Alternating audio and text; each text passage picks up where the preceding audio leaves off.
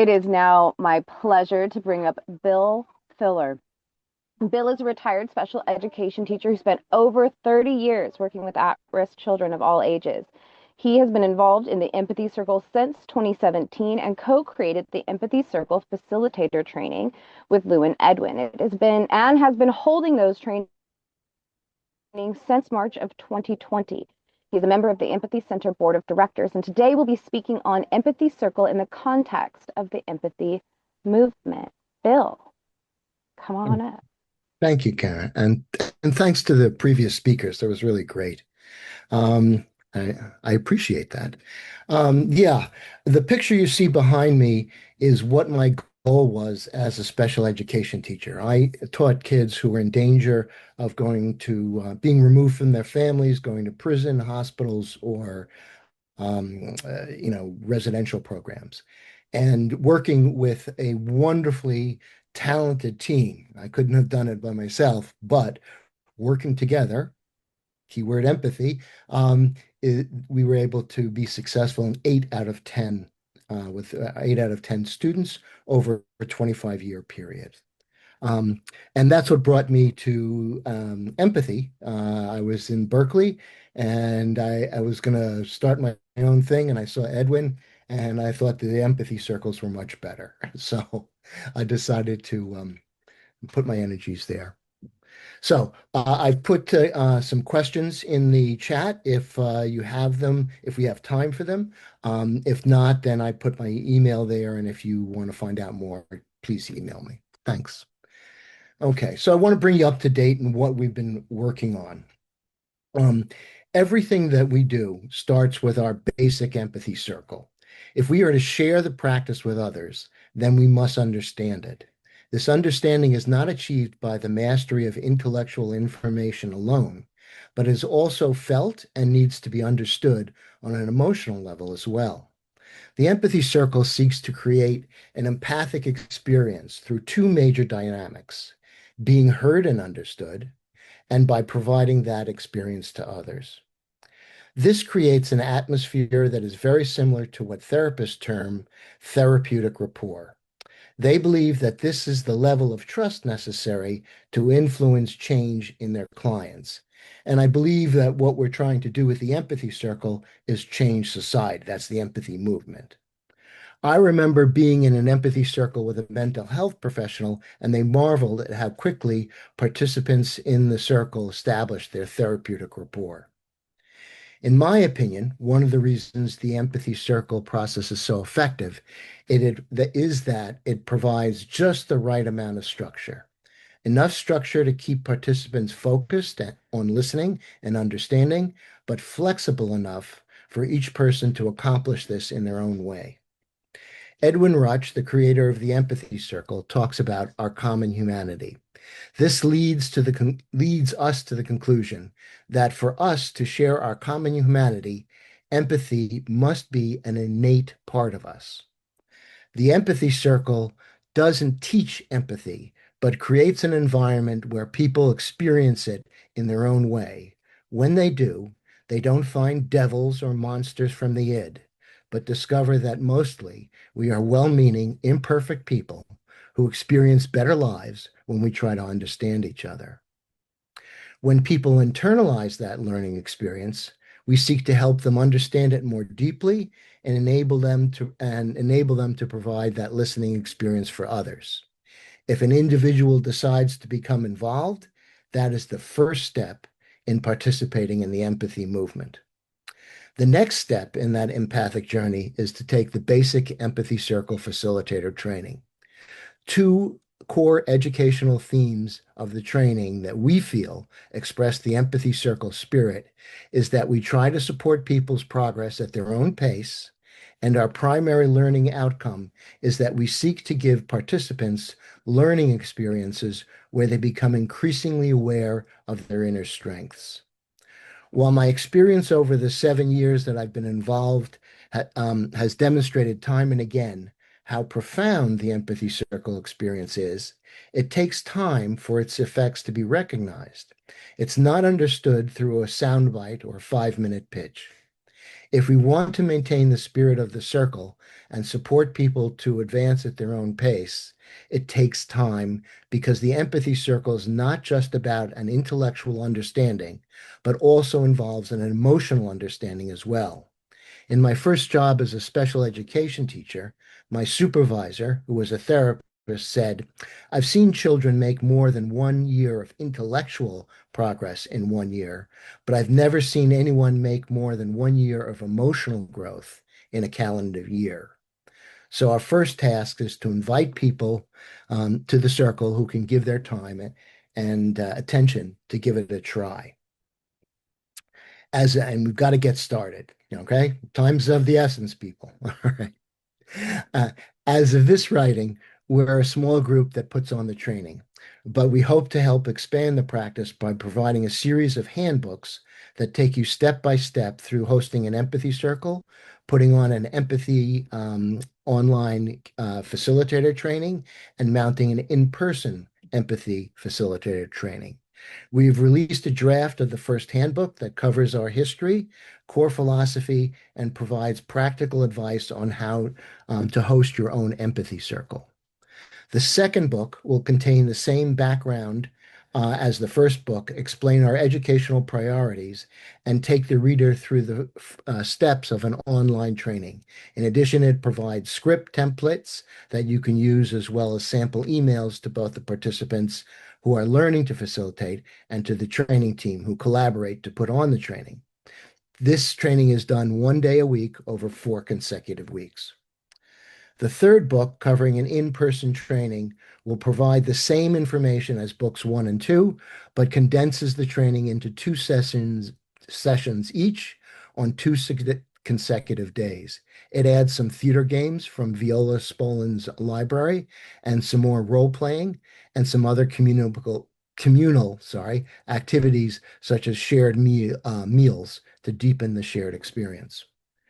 Our fourth book will be a compilation of all three and will add information on strategies to introduce the empathy circle into business, schools, and other institutions.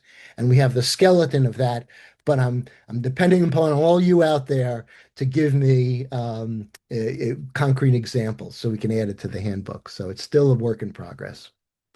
Um, we're copywriting them and releasing the books on the Creative Commons share alike license, which allows free reproduction, translation, and distribution of the handbook if it's distributed free of charge and attribution is made to the Empathy Center.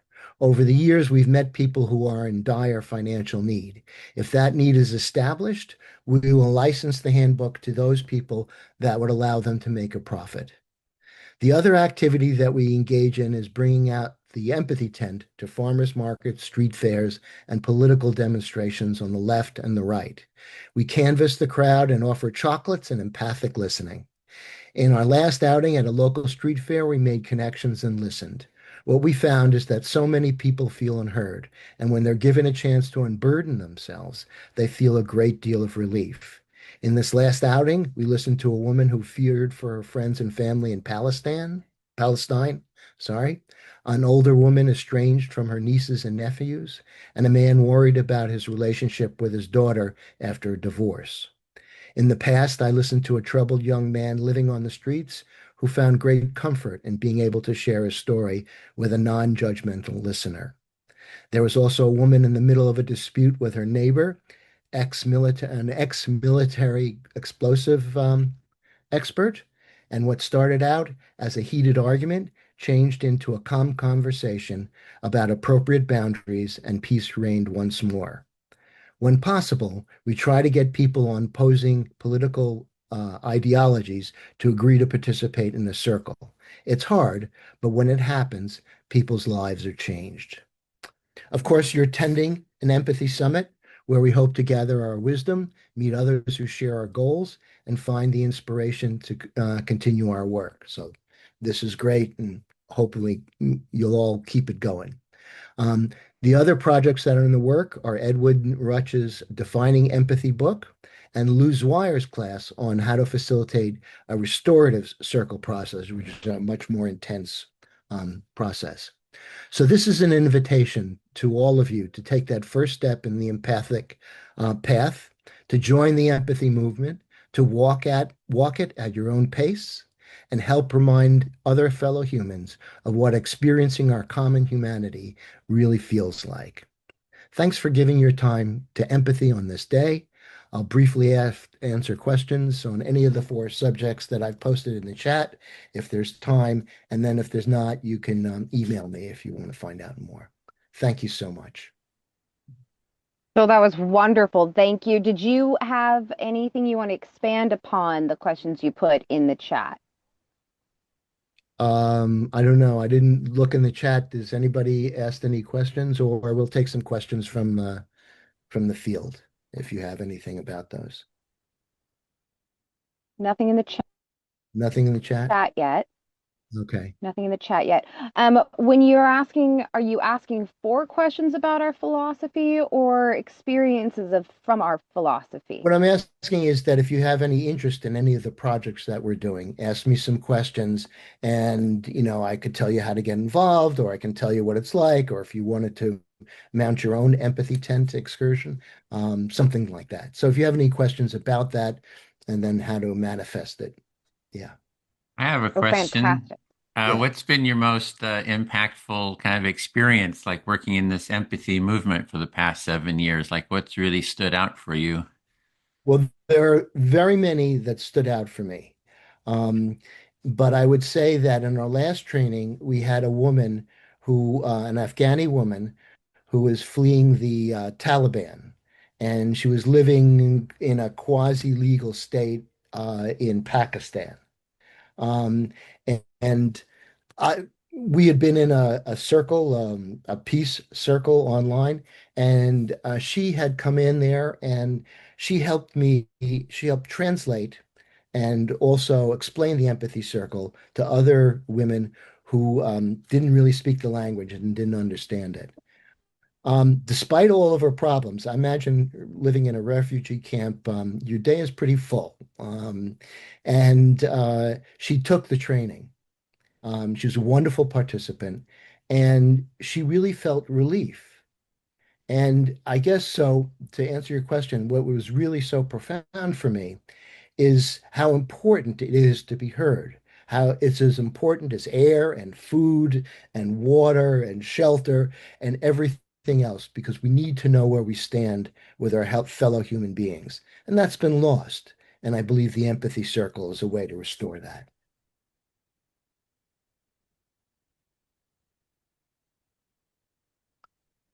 I would agree with all of that. I know we're not supposed to interject our own thoughts, but And I would just say, she just emailed me and she's been granted asylum in Australia. So that's great. And she might need letters of recommendation. So I'll put that out. Uh, anyway. Okay. Any other questions, or I'm happy to raise your digital or physical hands. Any questions? Go in. Go uh, in. What do you say or how do you advertise for an empathy tent? Good question, Emily. well, it depends where your venue is. If there's a big demonstration, you it's in the moment. It's setting up. Our big tent was 10 by 10. And so it's like, one of those things. There's some chairs and things like that. Um, if it's a farmer's market, you get permission. And we are a legitimate nonprofit, so you should be able to do that. Um, and for instance, in the last one we did, which was a street fair, you sign up for the street fair and then you can kind of piggyback onto their advertising, or send out an email, look for us at that. This was called, excuse me, the Sobrante stroll. So those are some of the ways but online, any way you can. um you know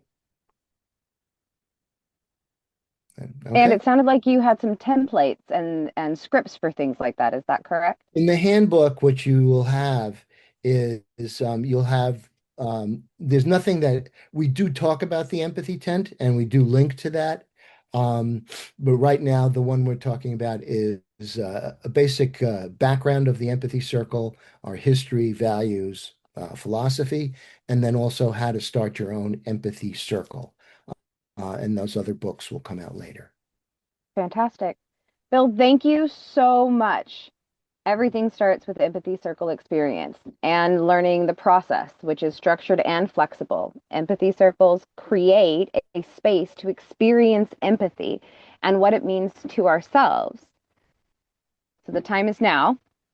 Empathy Circle facilitation trainings are already available. The books are coming. You can support that by sending your examples and questions over to Bill. Save the chat because his information is in there. And come learn to be a facilitator, friends. We absolutely want you here.